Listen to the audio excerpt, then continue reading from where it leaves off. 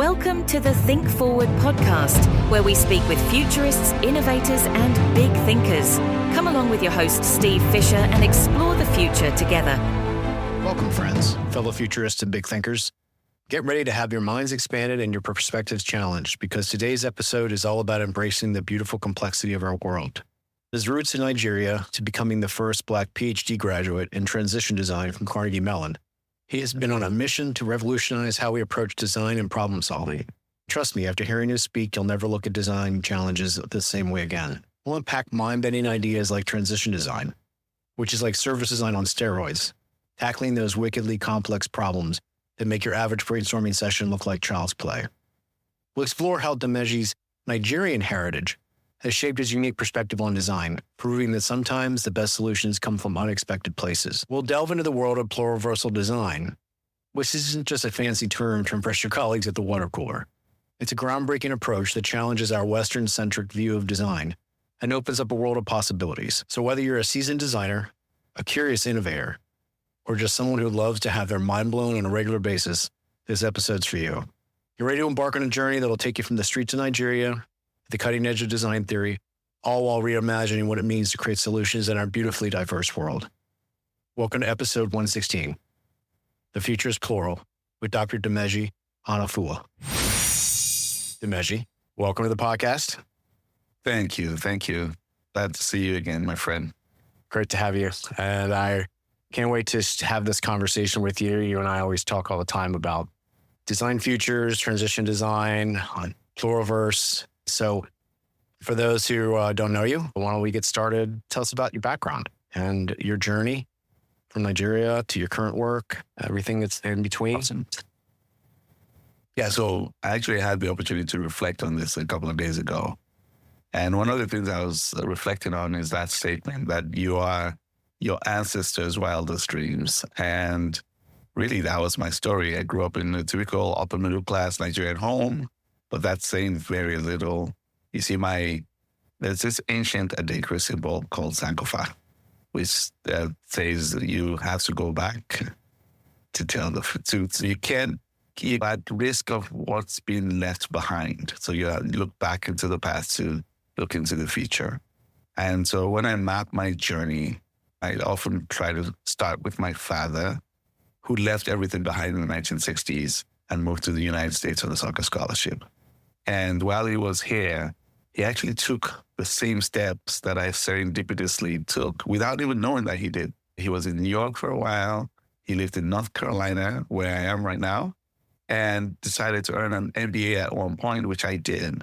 But my journey diverges from his when I discovered design and art and had a passion for the fine arts and design. So I have a Bachelor's of Arts degree in studio art. I have a bachelor's degree in design from a small, beautiful university in West Virginia called Concord University.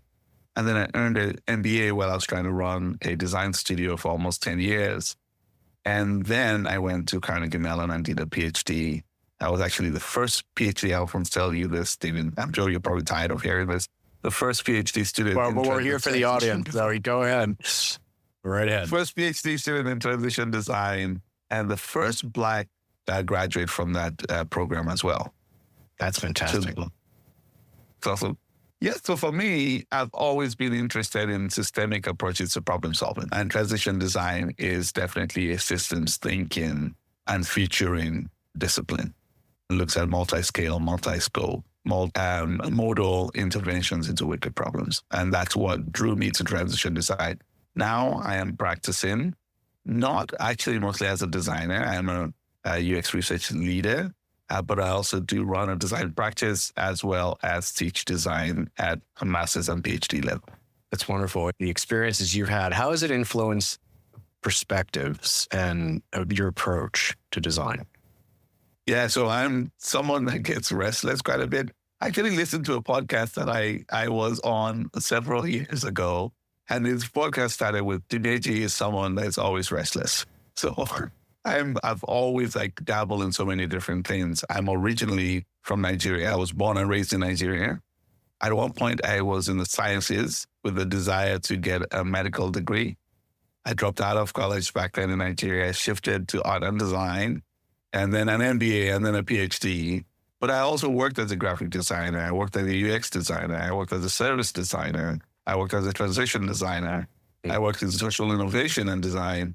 And now I'm managing a team that's focused on lifecycle improvements for AI products and other things. So I've always used all of those knowledge and the ways of knowing that I have accrued over the years to be able to inform my practice. I feel like a lot of designers are linear in their thinking.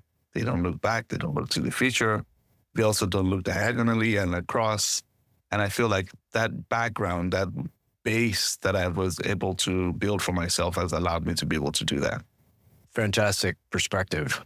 When you had mentioned that you did the PhD program at Carnegie Mellon in transition design, it's a very early type of space. Many people here have speculative design, critical design, lots of something with design, but transition design is very interesting.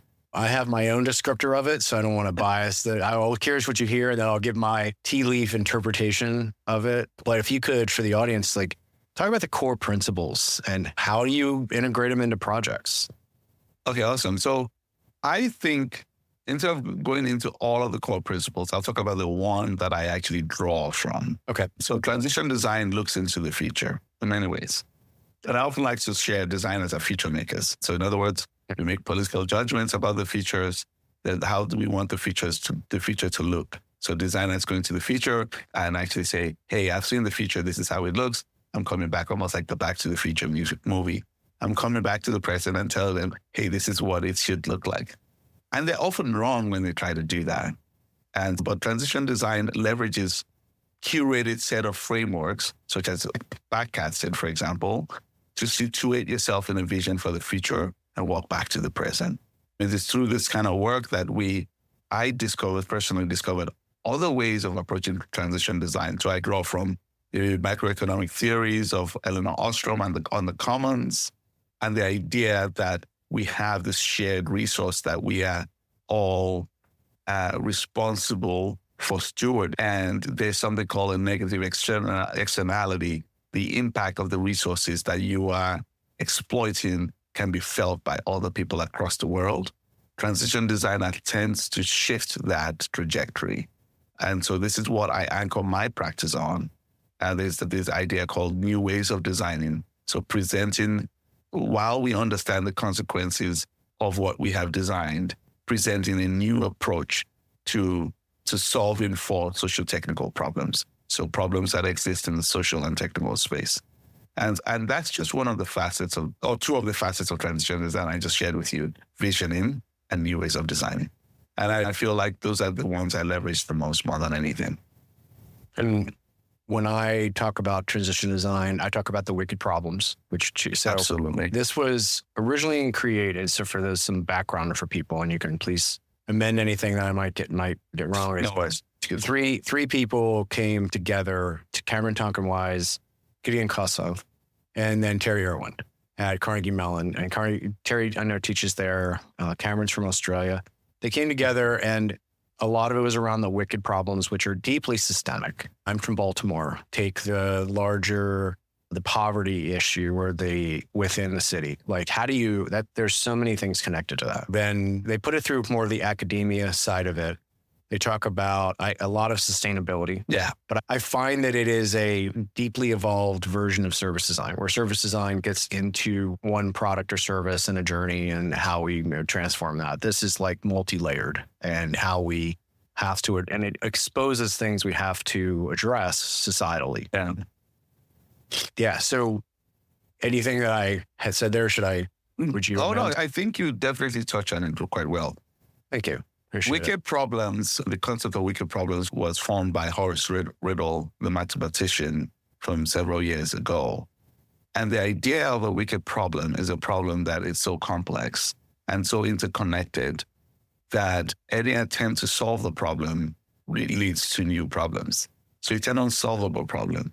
And it's a problem that when you think about it many times, it's a problem that has great scale and great scope. And so because you cannot solve it so easy, you have to map all the conditions around the problem so that you'll be able to identify points of intervention.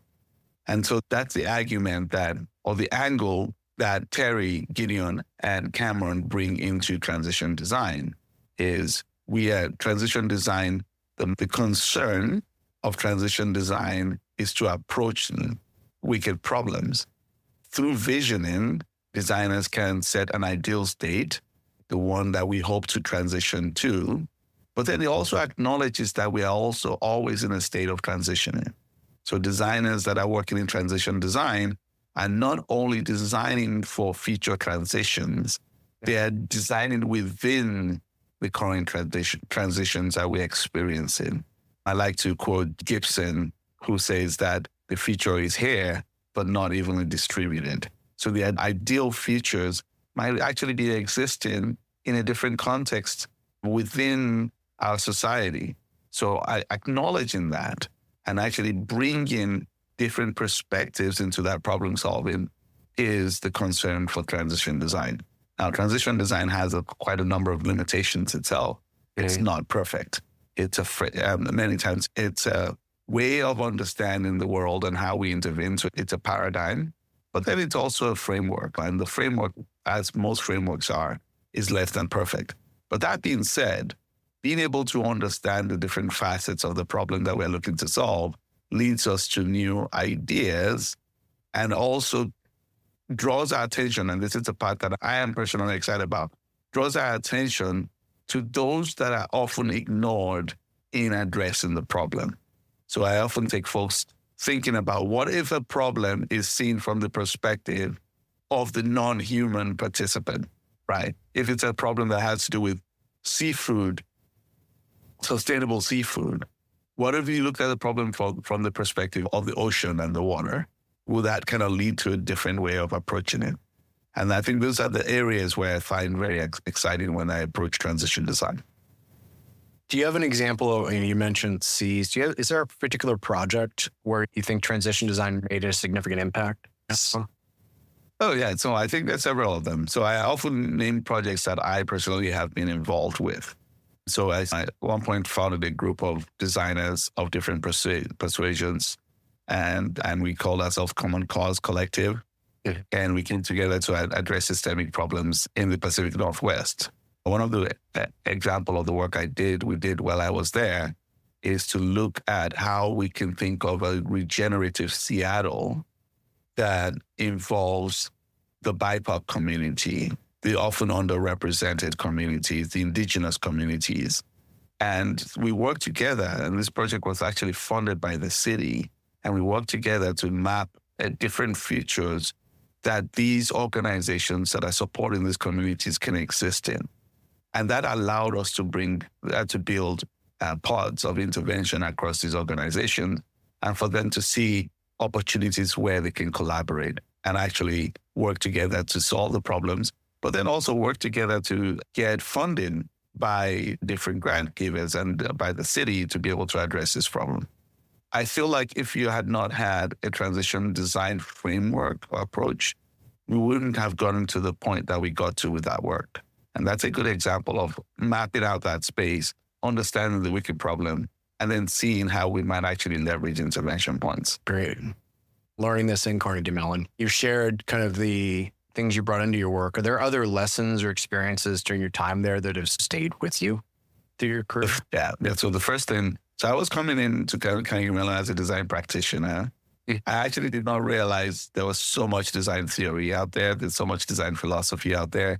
There's so much perspectives from other spaces that you can bring into design. Sure. And one of the ones that I think that really settled with me is this idea of ontological designing.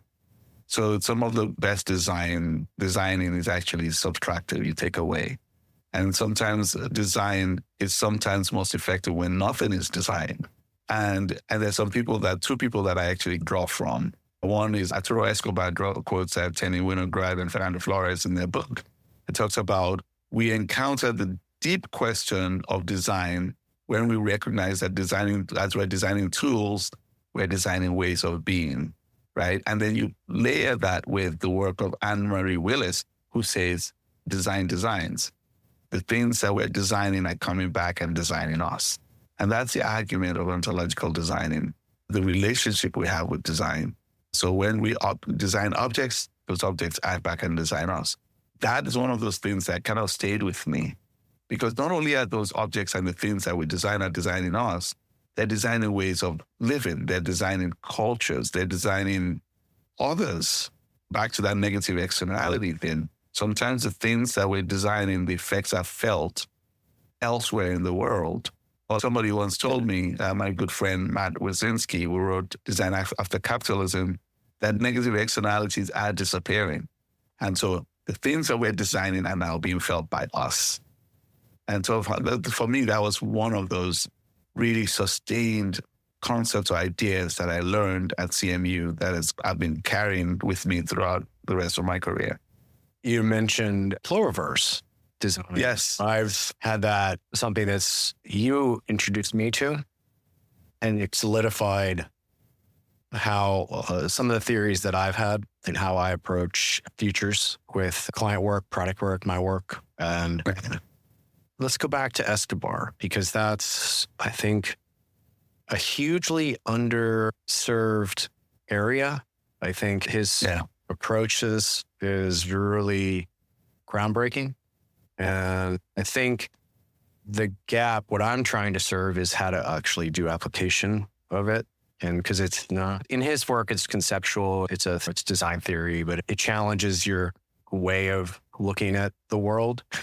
Can you, in kind of your words, and you've spent so much time with it, can you explain for the audience, like the concept of pluriversal design and its importance on the globalized world? Yeah, okay.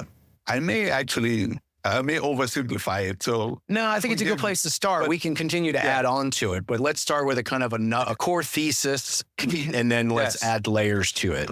And the reason I try to simplify it is because I feel like designers need to understand this concept.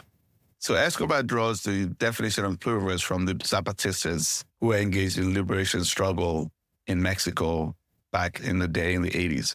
A world where many worlds fit. But I've seen another definition that I actually really is where diverse hopes are sown, multiple opportunities are cultivated, and a plurality of meaningful lives are achieved by the richly different people that we are. I like that definition. That's great. Because it's really great, because it says that, and I often map that to my thinking of design, that when we design, we are actually seeking to understand how we live together in this world. That is my version of design.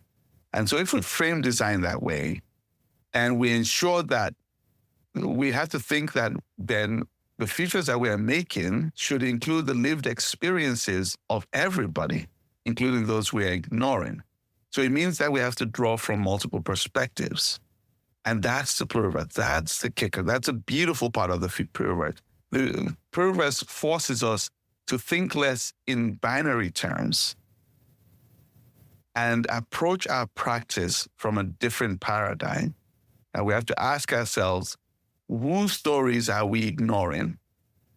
Escobar talks about, and he draws from the colonial theorists and talks about the linking from epistemes and ideas of the ways of the world that are rooted in a Western ontology and relinking to new perspectives that actually bring us to shift. It's a systemic shift in the way we understand our world, and relinking to new perspectives that are non-Western, and so that we can broaden it. So the idea is removing, decentering from purely Western ideas around design to multiple centers, and actually bringing all different ideas about design into the fore. And actually saying that now everybody can participate in this new way of designing. And it's a very radical argument. When you think about it, it's quite radical. It's saying, yeah, it is. Everybody can be a designer, small d. And also, there are big D designers out there in the world that we often do not intentionally, but we're just not aware of the work that they're doing. And so you think about, there's a set of ideographs in Nigeria called Insibidi, which are a set of tools that have been designed and that people use them in everyday life. And so symbols and things like that have actually appeared in everyday life. These folks are designers too. And that perspective can be brought into our understanding. It also, now this is where the futures come in. It also requires us to go back and change narratives. Those narratives and assumptions that we've held about what design is and what it can do. We're changing those narratives so we can actually re-emerge into this new way of understanding design. You mentioned narratives. What I see so much, I'm curious to get your opinion on this, is the narratives people hold create the biases that people bring into this. It's almost like the futures are more extrapolated versus diversified, right? And a good example of this is hilarious. People have heard this on this other episodes. Blade Runner is a great example. They had like pay meters or for car, or they had, my favorite is like they had a video phone, which is fine, but it was in a payphone booth. So it was like the inability to think about like really far stretches. And that's just objects, things from the future. But I'm just talking about goes to this lack of the diversity. My take on pluriversality beyond just, I'm not a fan of the word decolonization because it's like you can't dismissively get rid of something, but you can understand the history of something so that you can change it. So to me, it's like pulling down, it's almost like rewriting history. So I don't necessarily prescribe to the term, but I look at a broad spectrum of existence because you can have this plurality of people. What frustrates me sometimes is a lot of the scenario methods are very much archetypal. They're fixed. Yeah, it's exactly about a collapse or here's 2 drivers out of 30 you have to pick, and then you make this limitation. Even morphological or other types of methods leave out a lot because people just look at right now. There are people here in this world who are wealthy beyond Midas and they're thriving, and that's their transformative future, right? Yes. But then there are people who, because of inflation here in the United States, they can barely put food on the table, pay their mortgage, and they're almost in a collapse scenario. So there's a simultaneous existence, right? Yeah. And I see pluriverse as the way to break through and acknowledge that there are other narratives, other perspectives that are going on in the same possible future. And I think absolutely. I think that was a groundbreaking kind of thing for me personally as a designer to think in the big D, but also participatory design to get all the little d designers involved. Yeah, absolutely. And I think one thing I would add to, you were talking about, not a big fan of decolonization.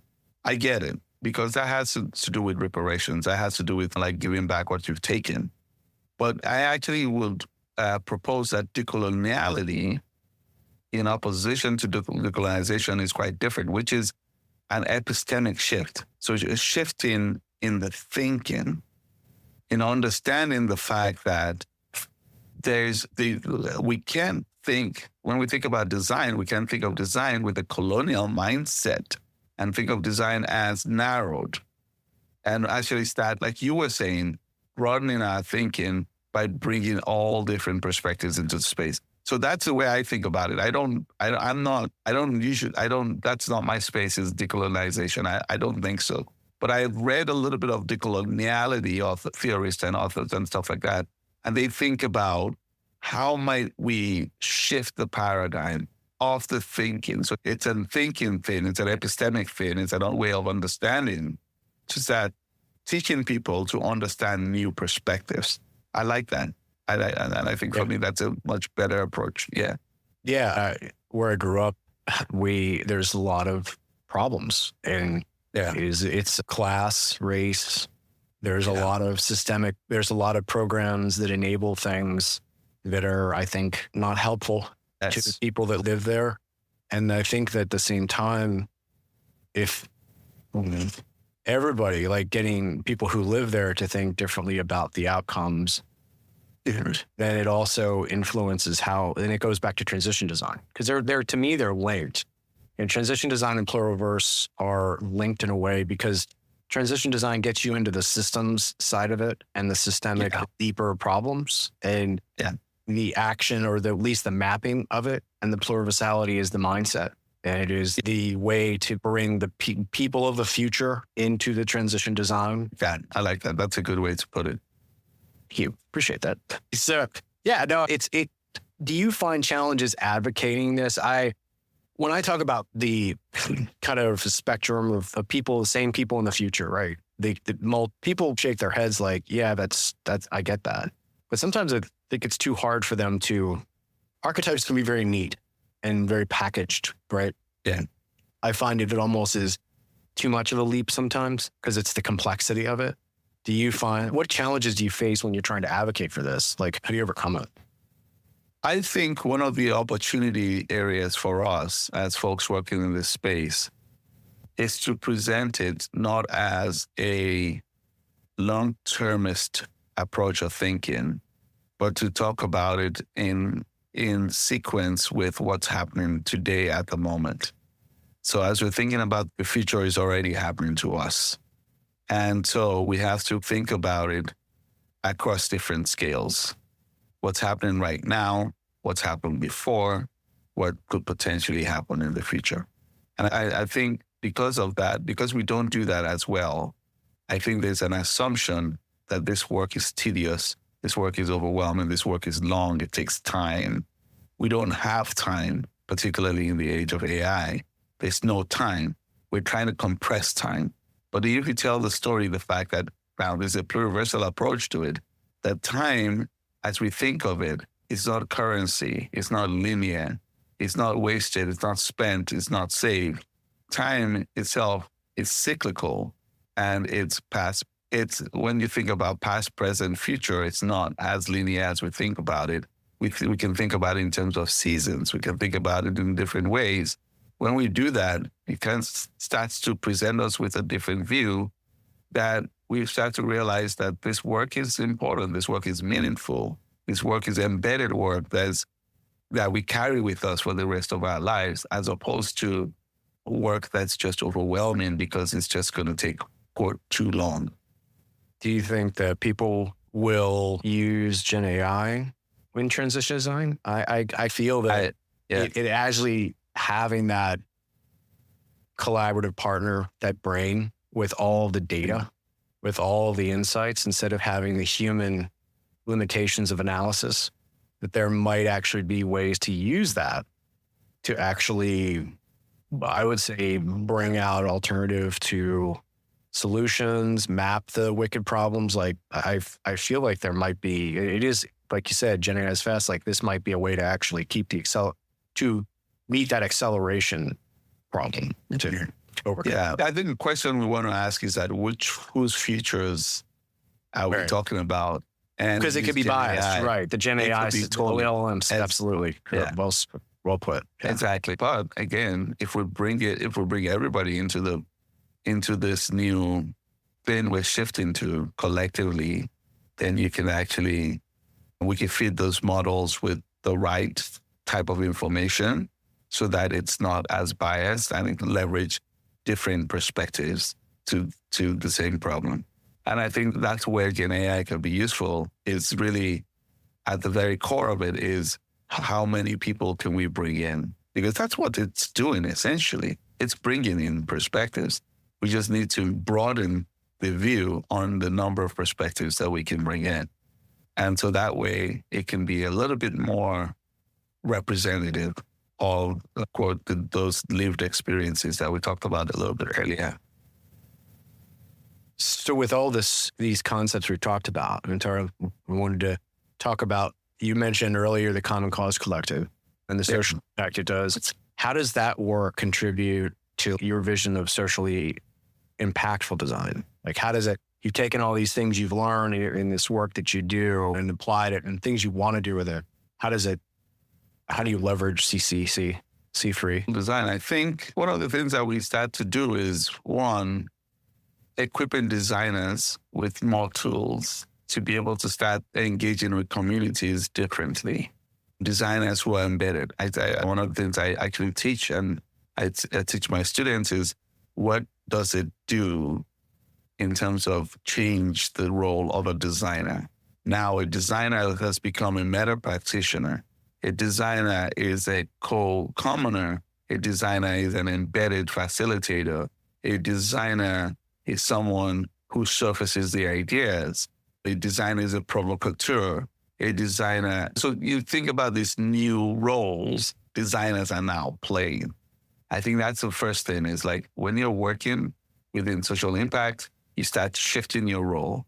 And then also the posture of a designer needs to shift. A designer is not at the center of the problem. This is another pluriversal argument. We are not at the center of the problem anymore. We are all impacted by the problem. We all contributed to the problem, and we are just one part of the solution or the intervention to the problem. So those are the different ways in which it shifts the way we engage with a community. So another thing we did at Common Cause was we were invited by the Bill and Melinda Gates Foundation to actually teach a bunch of educators, over 240 university leaders, on how to leverage transition design tools and frameworks and pluriversal tools to be able to understand future problems. So we took them through a workshop to do that.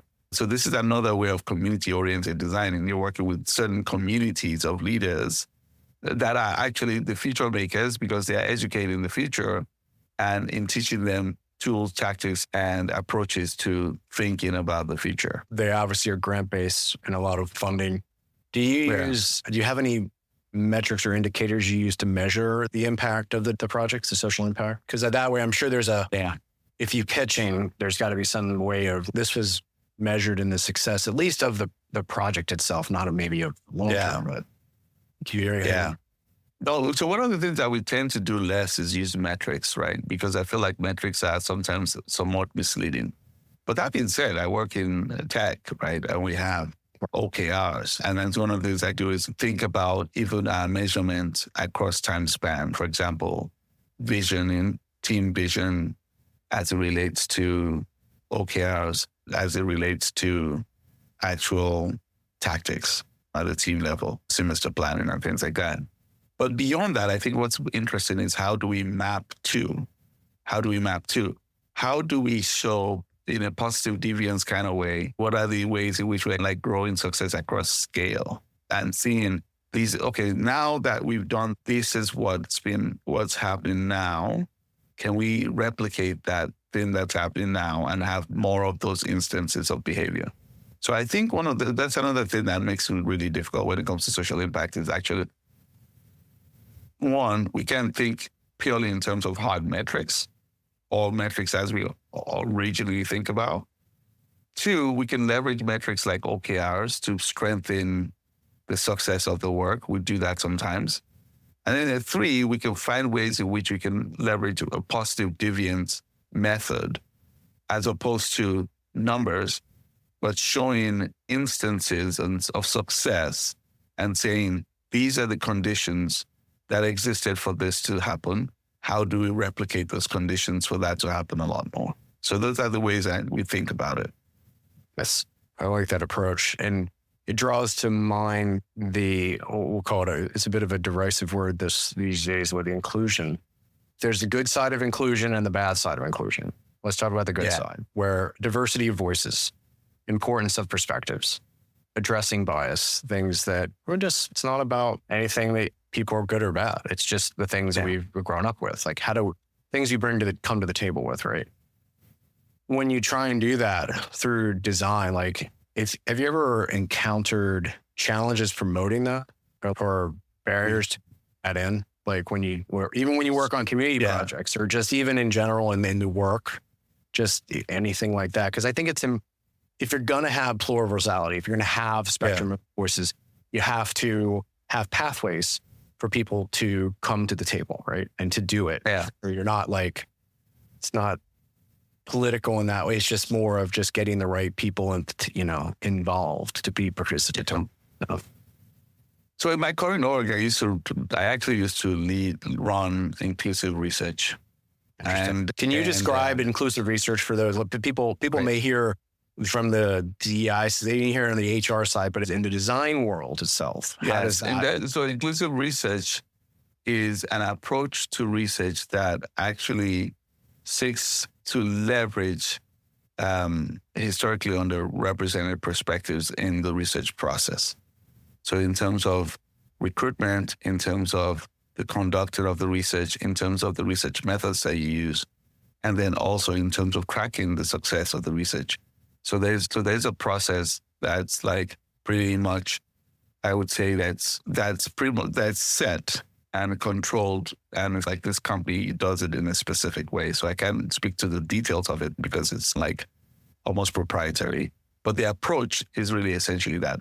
That being said, I'm not a big fan of the word inclusion. I don't use the word inclusion as much. Instead, I think more about difference. And I think more about pluriverse and this difference. The reason I do that is that inclusion takes the politics, takes any perceived view of that word. That's number one. The label inclusion presupposes also that there is a center that you're bringing folks to. You're including them into this paradigm. But again, the arguments I've been making from the beginning of our conversation is there are multiple centers. Right.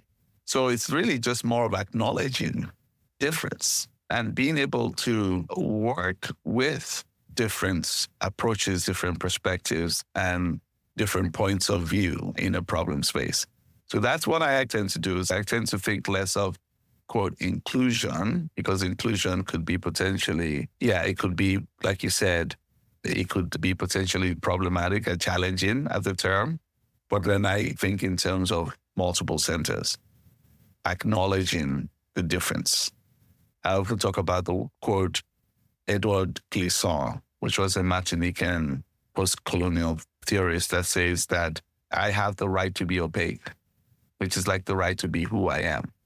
And you have to recognize who I am and what I represent and how I show up. I think that's way more important than inclusion. It's well said. I completely agree with you. So let's even go far in the future. Let's talk about future design. Yes.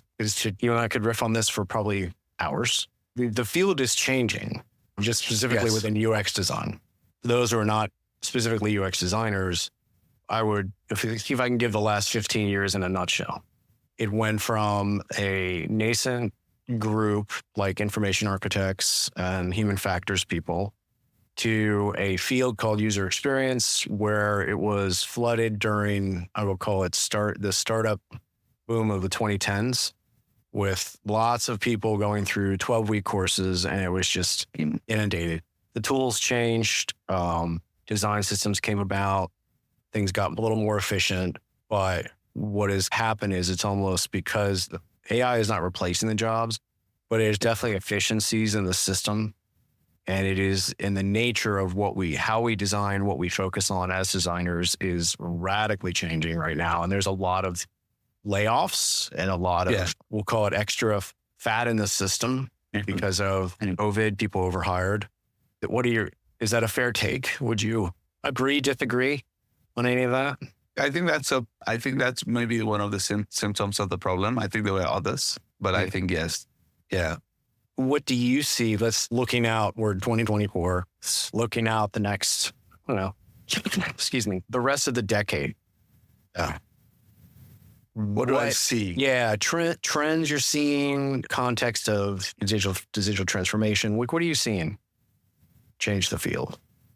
I will lean more on the positive. Okay, so this is what I would like to see. Yeah. This is what I think I'm seeing. We'll call this a future projection, projecting out what you want, right? I think the newer generation is going to reject throwaway design for durable design. So durability is going to become sexy again. And durability, because even within the practice of UX, there's been a lot of challenge with making sure that the discipline itself is rooted and strong and durable. And so now the products, so instead of I think about durability, and I steal this idea from a guy by the name of Peter Paul Beek, that you think about products in 3 different categories, right? Technical perspective, products can be discarded because they're broken and can be repaired. But then also They just don't, you create a like button and it's not fun anymore. And then you discard it and create a new button. And then there's like the economic way where there's no product market fit. People are discarding it because it's not fit. So you think about, might be a little bit controversial, but you think about subscription software. Over time, people are going to be like, yeah, I don't want that, And so that model might get discarded because it's not fit in the market anymore. And then psychologically, people just don't see it in their lives. And that's the worst for a product. It's like where you have products that people just don't see where it fits anymore in their everyday life. And we can give lots of examples. There's a wasteland of different products that people are just not going to use anymore. I have a friend, he calls it future trash. I didn't know like that. Because he looks at things like his kid was like, that's just future trash. I don't want it in my house. We're not going to contribute to that. Right. And a lot of these are like even technological trash. So they're not even just all physical objects. They're sometimes like apps and all that crap. But I feel like because of that, we're going to shift to a future where people want to have products and experiences that age with grace, that live with them and are embedded in their everyday life, and they can keep with them for a long time. And I think we're going to slowly start shifting into that. And that's where I feel like the future is going to go. Do you think the elephant in the room was Gen AI, machine learning shaping the future? You see it? I think in certain ways it is, but we have to understand history as well. I just recently watched a series of videos by Pluralism, who I like a lot. Pluralism is like one of the Scandinavian designers at the beginning of participatory design. And he actually was at the very beginning stages of that, where the graphic artists used to map out magazine layouts and everything like that by hand. And then this new technology showed up. It's a computer, and it has like layout software. Even before the Adobes and the InDesign and all that showed up, this was showing up in Scandinavia. And these people were so mad, and they just lost it, and they were going to go on strike, and there was a issue.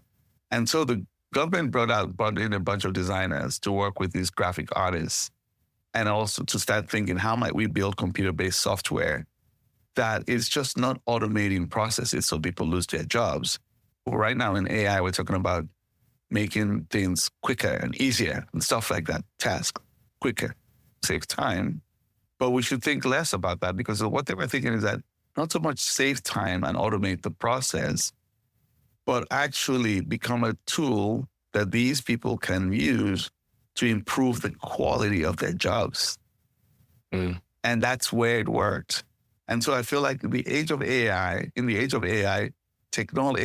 generative AI technology is going to be most effective when it improves the quality of our jobs. I agree. Yeah. So that's why. As opposed to saving time and automating. Because what are you going to do with the time you saved? They're just going to give you more tasks. You're going to get added more to your plate, right? And yeah, I look at it now as in the state it is now as a collaborative partner. And there's concepts or things that I'm trying to communicate. I have tools in which I can do that I couldn't do, or I didn't have the design, the skill set or the knowledge of something. I think what's really interesting to watch is there's a few generative AI design tools that will draw your screens draw a concept based on prompts. So there's taking the mental model of, say, like purchasing a product, right?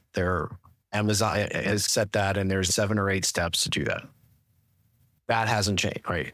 But there are design patterns. I think what is going to change as the systems we use will actually become more conversational.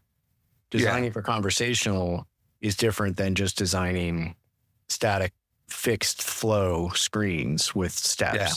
It's got to be more dynamic.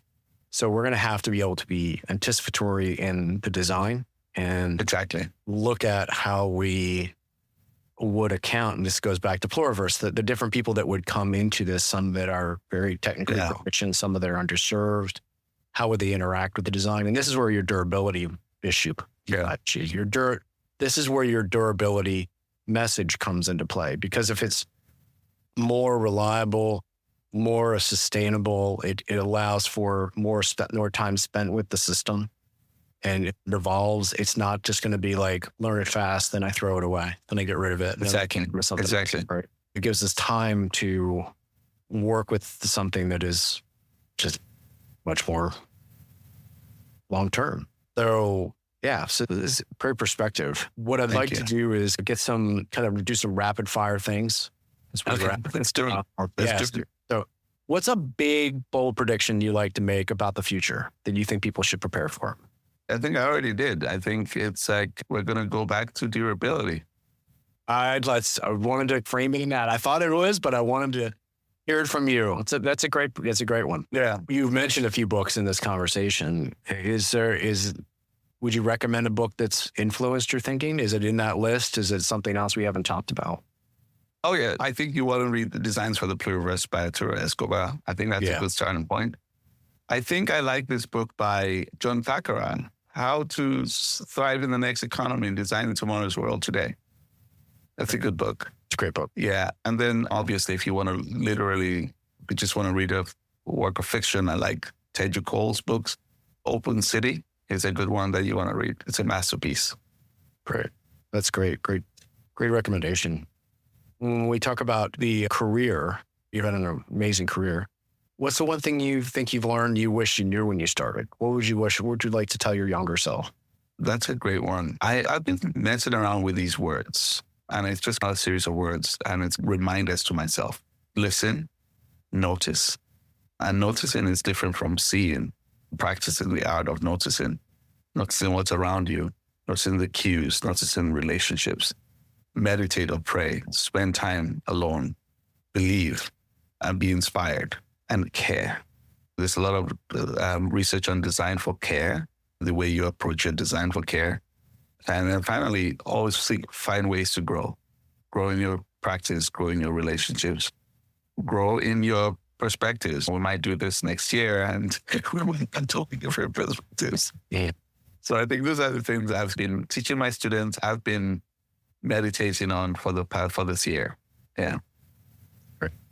Well, it leads to the other time in the other direction.